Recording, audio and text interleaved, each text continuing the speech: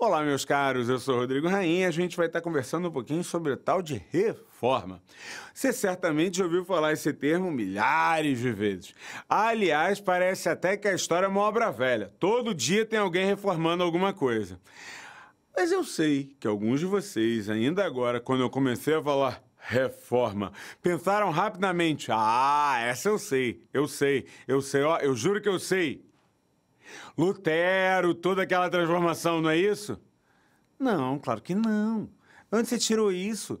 Lutero tá lá no 16, a gente tá no 12, 13. Pelo amor de Deus. Ai, mas tu vai reformar o quê agora? Calma, vou te explicar. Boa parte das discussões sobre o que é reforma atravessam o período medieval ao longo de todo ele.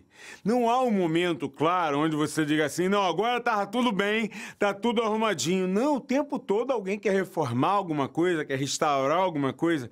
Quer ver? Vou bem lá atrás para provocar sobre isso. Quando Justiniano pega e cria lá no Império Bizantino uma ideia de recuperar o mundo romano, a ideia era de um restauratio imperii. Só muda a palavra, a ideia é a mesma.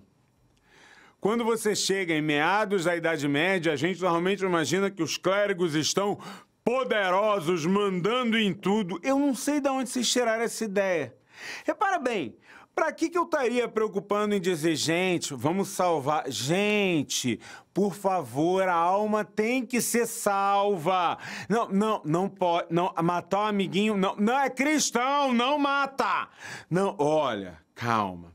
Por que você acha que eu estou o tempo todo tentando converter alguém, pregar o cristianismo? É porque não tem essa consolidação e essa imagem de um discurso religioso único, direto e consistente ao longo de toda a Idade Média.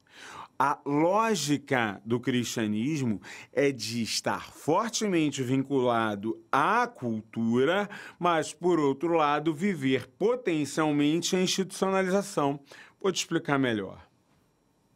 Quando o cristianismo ele surge de maneira desestruturada em termos institucionais. A partir do momento em que ele ganha corpo, primeiro no Oriente, depois no Ocidente, suporte político, organização do dogma, a gente fala que foi constituída uma ortodoxia, uma verdade, uma doxa, estabelecida e reconhecida pela maioria do grupo. Essa doxa, no entanto, sempre teve os seus críticos. Esses críticos trabalhavam com a ideia de que uma interpretação ou outra, seja de caráter mais cristológico ou de um caráter prático, não deveria ser entendido desta maneira. Algumas das separações são tradicionais. De um lado, a Igreja Ocidental e do outro, a Igreja Oriental. Outros elementos, linhas e formas são menos conhecidos, mas também importantes. De um lado, a Igreja defendendo a pobreza e a manutenção que os seus membros sejam pobres.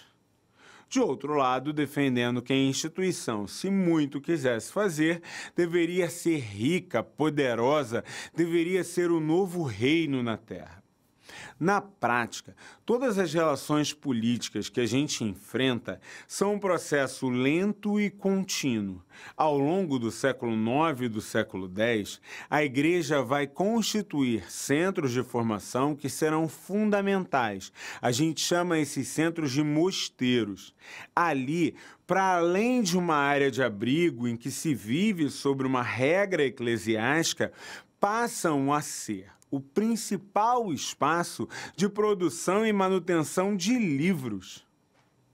Copistas, pessoas que vivem o tempo todo de copiar, de trocar livros, de criar novos livros. O texto bíblico passa a ser visto, discutido e elaborado.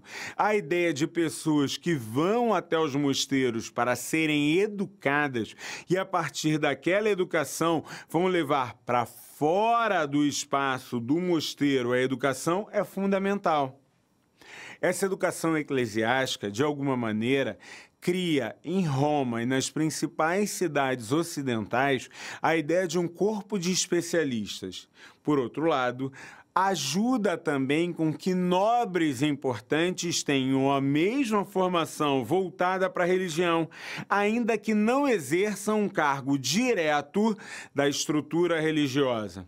Quando a gente já está no século X, isso está tão forte que boa parte dos cargos já são disputados e o rei utiliza, por exemplo, o cargo de bispo ou de primado como forma política, tornando isso um problema para a própria igreja. Mas a igreja tinha outros problemas. A ideia de como se instituir, como garantir o seu centro, dar legitimidade àquele que governa Roma, ao bispo. Isso vai ser estruturado na ideia de formular um papado. O papado ocidental não é novo, não é uma criação, uma invenção, tanto que a tradição vai colocar lá em Gelásio. No entanto, é a partir das reformas gregorianas que você vê estabelecido um olhar central, vinculado a Roma, nas figuras de Pedro e Paulo, como as colunas que sustentam o cristianismo, e do Papa, como aquele que possui a palavra correta, verdadeira e real. A reforma gregoriana traz a noção de papado próximo a seus elementos celestes. De alguma maneira, a gente pode dizer que é dado no Dictatus Papae, um documento importante desse período, a ideia de que o Papa, por ser um escolhido de Deus, não erra. Mais do que isso, vai ser fortalecido a ideia de que Deus possui duas espadas. De um lado, a espada vinculada à sua própria mão, ao seu governo, a espada da mão direita, que seria a espada do Papa, da cabeça intelectual da Igreja. De outro lado, o corpo político do rei, a espada da defesa, a espada que tinha a função de ser a vingadora em relação à primeira. Logo, as duas espadas ficariam na mão de Deus. Deus escolheu a figura humana para estar colocado duas figuras centrais no governo, o corpo do rei e o corpo do Papa. Qual é a espada mais importante? A da direita ou a da esquerda? Canhotos, me perdoem, sim, eu entendo vocês, mas dentro dessa construção medieval não tinha a menor dúvida. Era a igreja que representava a espada vinculada à cabeça, vinculada a Cristo, e a outra deveria ter a função de sua defesa.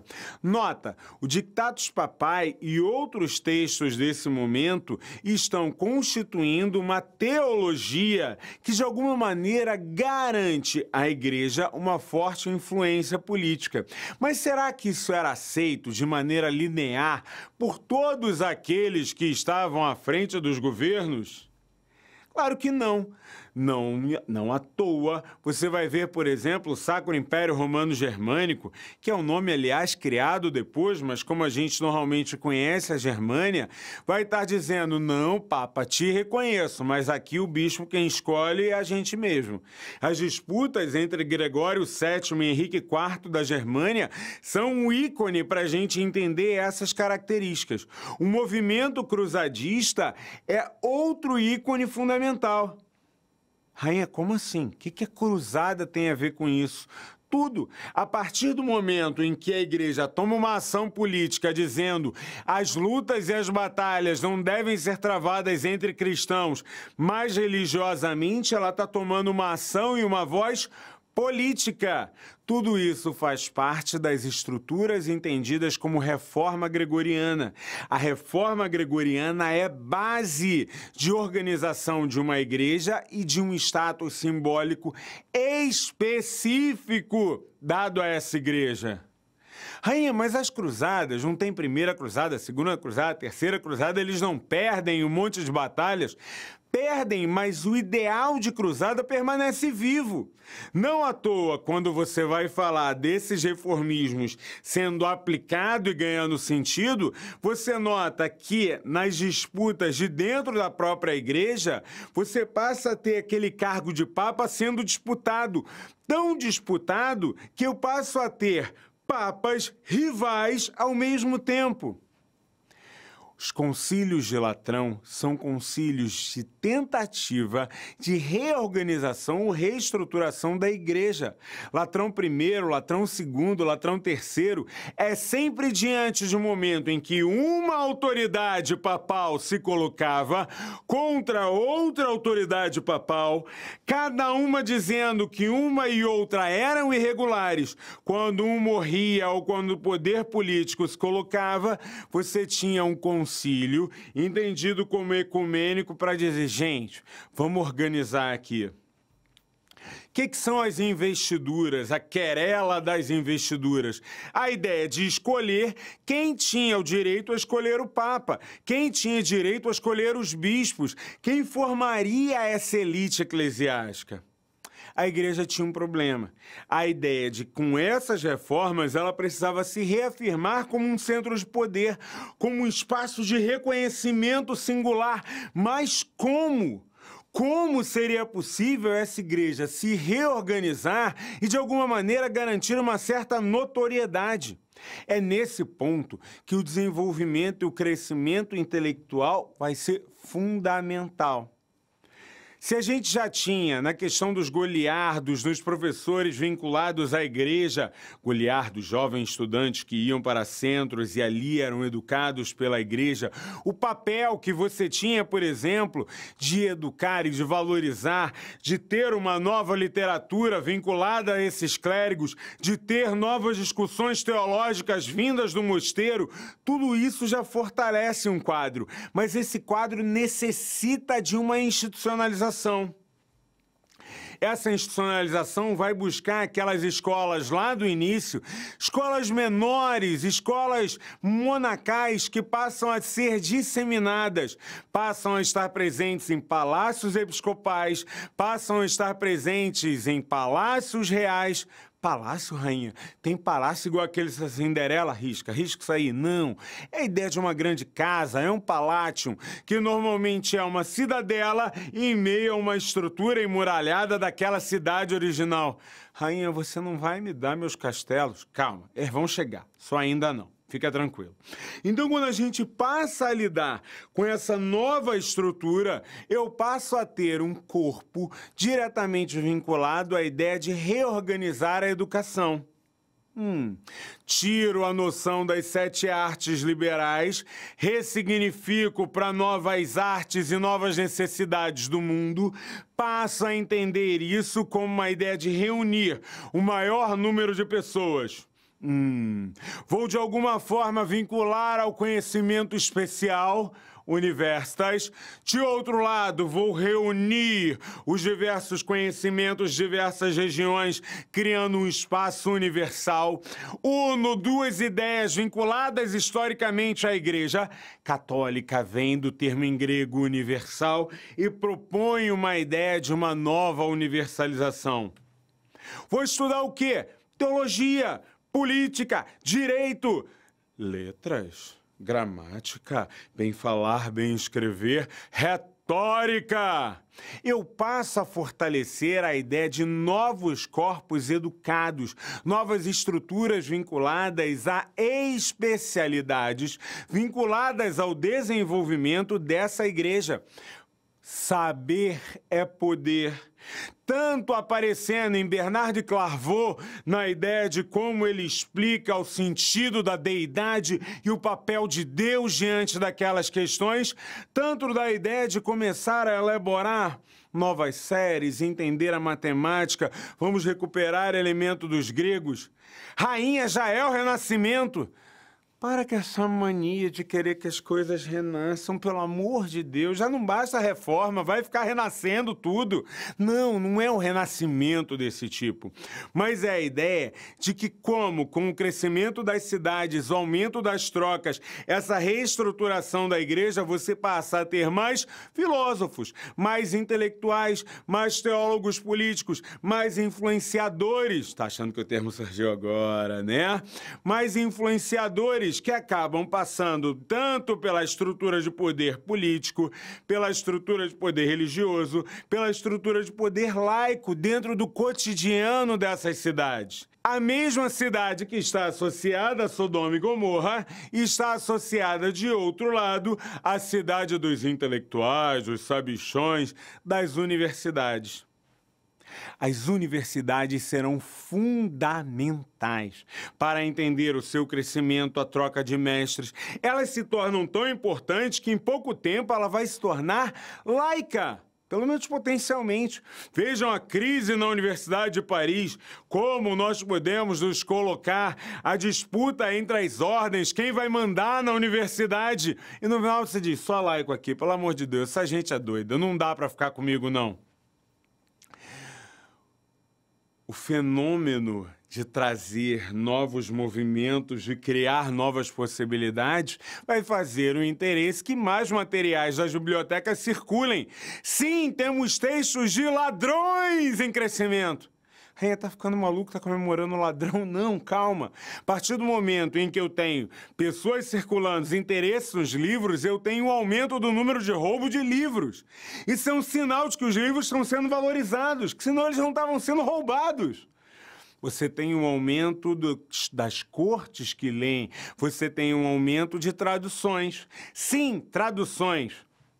Uma escola será, por exemplo, constituída lá na Península Ibérica para fazer traduções do árabe de materiais importantes, tratados médicos, discussões matemáticas. Você passa a ter uma ideia de intelectuais circulando e que muitas vezes são financiados e mantidos para se manterem dentro dessas escolas. O crescimento filosófico vai mudar, inclusive, as bases da discussão teológica.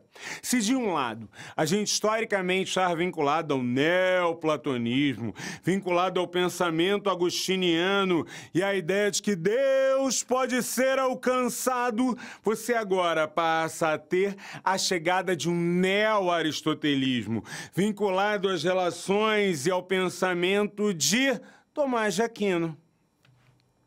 É importante, Tomás de Aquino não é porque é um grande filósofo que a gente não pode ter críticas. Tomás de Aquino, por exemplo, tem um discurso bastante misógino, como era comum, sobre as mulheres durante a Idade Média.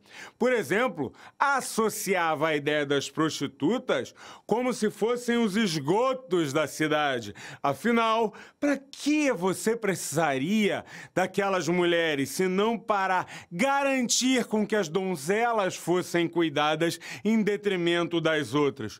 Um horror. Por outro lado, as suas bases sobre a ideia de que Deus não é necessariamente alguém a ser alcançado, mas, em essência, Deus existe em cada um de nós e que a busca do intelecto, que a busca da sua capacidade é a busca de encontrar Deus, muda e dá um outro tom de humanismo que você precisa pensar em meio às relações e às práticas religiosas. Buguei, rainha. Meu Deus, quanta informação! Calma, vê o vídeo de novo. Não, fica tranquilo. Ó, Duns Scoto, Tomás de Aquino, tem um filme ótimo, O Nome da Rosa. Dá uma vista calmamente. Vem aqui com a gente, fica aqui, fica tranquilo. Vamos botar um trechinho do Nome da Rosa, pra você acalmar. Isso. Não, a parte da carne não, da cozinha não, vai dar ruim. Isso. Eles caminhando, canto gregoriano. Isso, agora um canto gregoriano. Acalmou? Então, vou te explicar. Boa parte das relações que a gente está estabelecendo aqui é da ideia de um núcleo institucional altamente complexo, que não é único. E por isso a explicação é longa e densa. Não, você não vai resolver isso nem com vídeo, nem somente com a leitura. Mas a ideia de associar esses fenômenos deve te ajudar a mudar a sua percepção sobre a igreja, para não reproduzir aquele discurso iluminista de que ninguém pensava, ninguém produzia, não tinha nada de importante durante a Idade Média. Na arquitetura, você tem o desenvolvimento de arquiteturas românicas, depois o desenvolvimento de arquiteturas góticas. Dá uma olhada no tamanho e na capacidade desses prédios. Na matemática, você tem figuras como Fibonacci. Na questão das letras, você vai, por exemplo, ter traduções de tratados médicos importantes. Você tem a questão dos estudos dos animais, da botânica. Tudo isso em meio a uma intelectualidade presente, uma cidade em efervescência e aonde a peste, a fome e as batalhas também vão aparecer, sem que uma coisa esteja desconexa da outra. Assim fica muito mais fácil, mais difícil, por um lado, mas mais fácil de tirar pelo menos os preconceitos que normalmente a gente tem sobre a Idade Média.